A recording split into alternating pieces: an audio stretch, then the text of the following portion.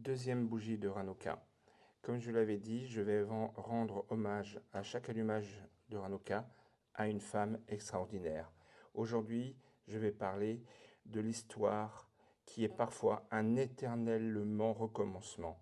Oui, j'ai bien dit éternellement et pas éternel.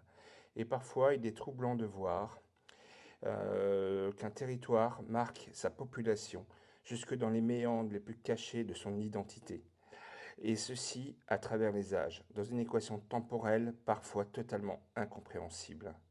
Je parle d'Israël. Non, eh ben non, je ne parle pas d'Israël. Je parle d'une autre, d'une ville sublime. Je parle de Florence. Quand vous découvrez ce mot Florence, vous pensez à quoi? Moi, je ferme les yeux et je vois une ville ocre. Je vois une ville culturelle, une ville magnifiquement belle. Je vois aussi la figure de Judith, héroïne biblique qui a sauvé son peuple de la barbarie et de l'anéantissement sous Nabuchodonosor. Je vois alors le symbole du courage du faible sur le fort, symbole d'humilité et de vertu. Cette héroïne, Judith, a fasciné le monde de l'art, mais pas uniquement. Et à Florence, comme plus que partout, Côme de Médicis, dit l'Ancien, ne s'est pas trompé et en a fait son emblème du point de vue politique et le symbole de sa République, et ceci déjà au XVe siècle.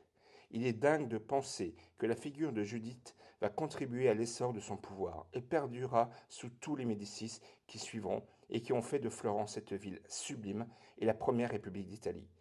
Victoire du faible sur le fort? Mais pourquoi parler de cela maintenant? Pour rendre hommage à Judith? Non, non, ce n'est pas à elle que je rends hommage. Je parle de tout cela pour rendre hommage à une autre Judith, contemporaine, elle. Car à Florence, Judith a revêtu les habits d'une jeune femme au doux prénom de Sarah, de Sarah Funaro, devenue maire de la ville de Florence le 25 juin 2024 à 48 ans. Sarah, née de père juif, d'une mère catholique, a donc magnifié ces deux cultures pour lutter contre l'obscurantisme et contre les abus de l'extrême droite italienne. À l'âge adulte, Sarah choisit la religion juive et noue des liens étroits avec Israël et combat les idéologies sinistres qui ont mené au pogrom du 7 octobre 2023.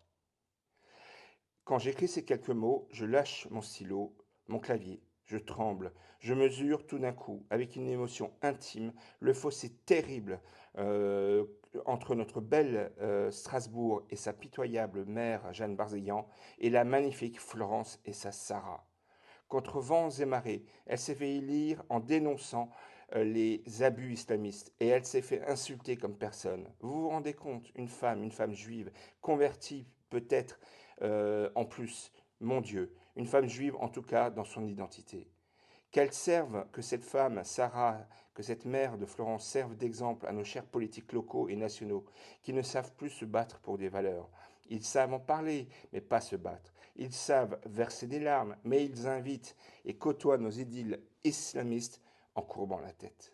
Sarah, elle, je me permets de l'appeler par son doux prénom, son premier discours d'élu, elle a désiré le faire devant le Palazzo Vecchio, place de la Seigneurie, siège du pouvoir politique des Médicis et où trône la sublime statue de Donatello, Judith et Holoferne, statue commanditée par Côme de Médicis l'Ancien en 1455.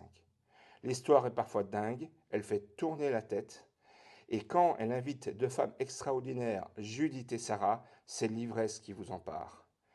À demain pour la troisième bougie et une autre femme exceptionnelle. Ce post vous a plu?